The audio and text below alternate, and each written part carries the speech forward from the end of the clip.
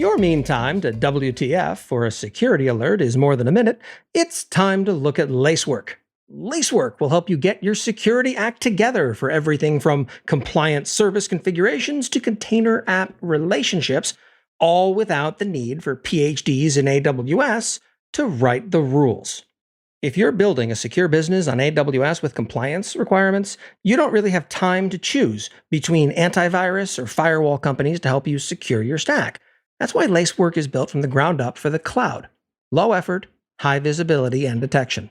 To learn more, visit lacework.com. As I mentioned on Twitter last week, there are 17 ways to run containers on AWS. While I pulled the number 17 out of the air, I do have it on good faith that this caused something of a meme explosion inside of AWS. To that end, I can do no less but to enumerate the 17 container options, along with, and this is where I deviate from AWS itself, providing guidance and commentary as to which you should choose for a given task. So in no particular order, let's get to the 17 ways to run containers on AWS. Number 1, Proton. Proton was announced at reInvent 2020. It ties together a bunch of tools that you might use to build containerized applications with an opinionated position on how to build them. Think of this as a way to set best practices and push them to the rest of your organization. I'd advise keeping an eye on this. It's still early days. Number 2 is AppRunner. AppRunner was announced last week, and this is what sparked this whole debate. I've tested it myself, and it seems to work best for single container workloads or code repositories in either JavaScript or Python that you want to shove into a container, then run automatically. I'd wait for other people to define the space before exploring it yourself, but keep aware of it for a while. Number 3 is Lightsail Containers. And isn't that like Lightsail Containers? Was what someone asked. Yes, it's remarkably similar, and it's a bit more expensive than Lightsail Containers are to boot. Lightsail Containers probably remains my go-to answer for applications that fit inside of a single container. Number 4, Lightsail, and number 5, EC2 itself. You can always just use virtual machine-like instances and run containers yourself, be it by hand with Docker or using some orchestration mechanism of your own. This is how some expressions of EKS and ECS work. It's not really advised as I see the world, but if you're trying to integrate this with something pre-existing, it's far from the worst decision. Number 6, EKS. When EKS, AWS's managed Kubernetes service, launched, it wasn't great.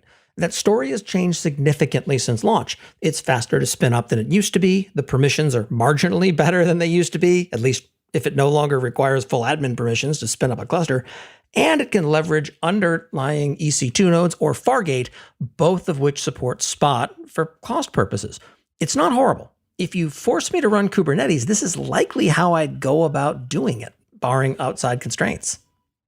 Number 7, ECS. Amazon's Elastic Container Service is a Kubernetes alternative, and it's what I'd go for if I didn't need to run Kubernetes itself. It takes a simplified view of how to orchestrate and run container-based applications, and it's pretty straightforward with respect to its adoption story. I purchased KubernetesTheEasyWay.com and pointed it to the ECS homepage for this reason, and also because nobody made a bid for me to point it to their offering instead, yet. Number 8, Rosa, or Red Hat OpenShift on AWS, is a new offering and one of a still small subset of first-party AWS services that feature partnerships with other companies. As of this recording, Ops works for Chef and Puppet, VMware on AWS and RDS on VMware, Managed Prometheus, and Managed Service for Grafana are the ones that I'm aware of. Their managed Kafka and Elasticsearch services are apparently not done in conjunction with third-party companies. I'd use this if I were already running OpenShift in production in my on-prem environment or I had deep expertise with OpenShift amongst my staff. Even AWS's own marketing of this service tells a transitional story about using this for workloads that are already using OpenShift elsewhere in the environment. If you're going greenfield, I'd pass on this in a hurry. Number 9, AWS IoT Greengrass. Greengrass is an open-sourced runtime and cloud service dingus that lets you pay AWS to run Lambda functions and containers on your own devices locally, which is usually taken to mean embedded devices, while still finding a way to pay AWS for the privilege. This has been around for a while, long enough to have a "we have screwed up" 2.0 release. It has some older-style approaches to things, such as only charging per device per month rather than a bunch of other billing dimensions. I haven't yet used this service in anger, so I can't tell you whether it's good or bad. Number 10, code build. If you need to run a container on a schedule, it's hard to go wrong using code build. While this is imagined as a build release tool, it's also the best way to run containers serverlessly, with sizes of container that extend far beyond most other services, and to execute a task that previously existed as a cron job. I know it sounds like I'm misusing a service here, and I confess it started that way, but the more I look at this application and talk about it with others, the more convinced I am that I inadvertently stumble onto a novel use for a tool that goes beyond what AWS marketing envisioned when they told its story.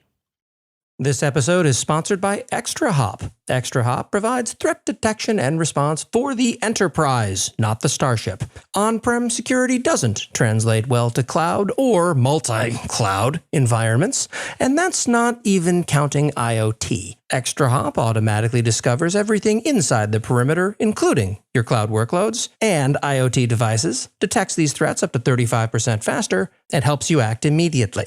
Ask for a free trial of detection and response for AWS today at extrahop.com/trial.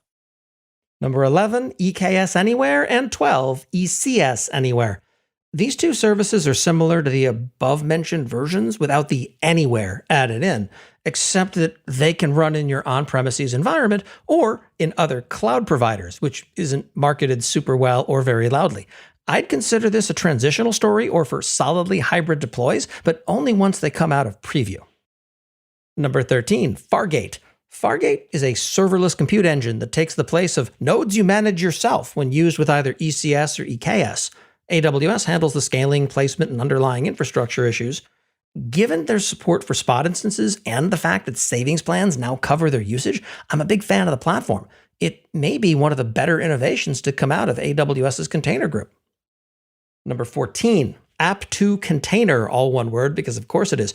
App2 Container is a CLI tool that AWS puts out that modernizes both Java and .NET applications. What does modernization mean? You guessed it, it shoves them wholesale into containers, generates the ECS or Kubernetes definitions, and calls it a day. Not working with either one of those languages in anger, I couldn't tell you whether this service is awesome, terrible, or somewhere in between.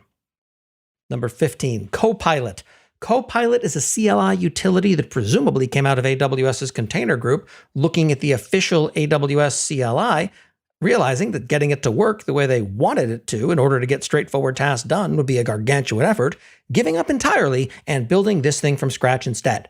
It takes your application and shoves it into ECS, then calls it a day. Given how annoying those services are to work with directly, I'd give this tool a strong thumbs up. Number 16. This was AWS's attempt at Heroku, but with extra steps, managed application service. You'd point it at your code repository in a wide variety of languages, it would churn for a while, and then it would run the application for you on top of AWS resources. It predates the container explosion, but has largely been neglected ever since, with the notable exception of adding support for Docker images. I like it, but it doesn't feel like this is where AWS's container attention lives these days. And number 17, AWS Lambda. Wait, isn't Lambda their serverless function dingus? Yes, it very much is, but as of reInvent 2020, it also supports Docker images as a function packaging mechanism, meaning that you can run your Docker images as Lambda functions, with all the caveats you'd expect from that. That said, it definitely counts as a way to run containers, but at the cost of significantly blurring the line between Fargate and Lambda as a result.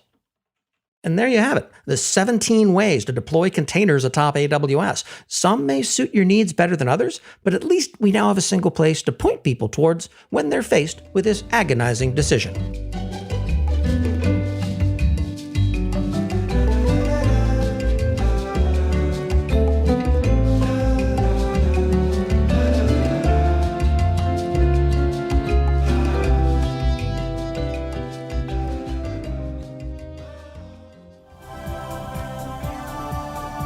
This has been a Humble Pod production. Stay humble.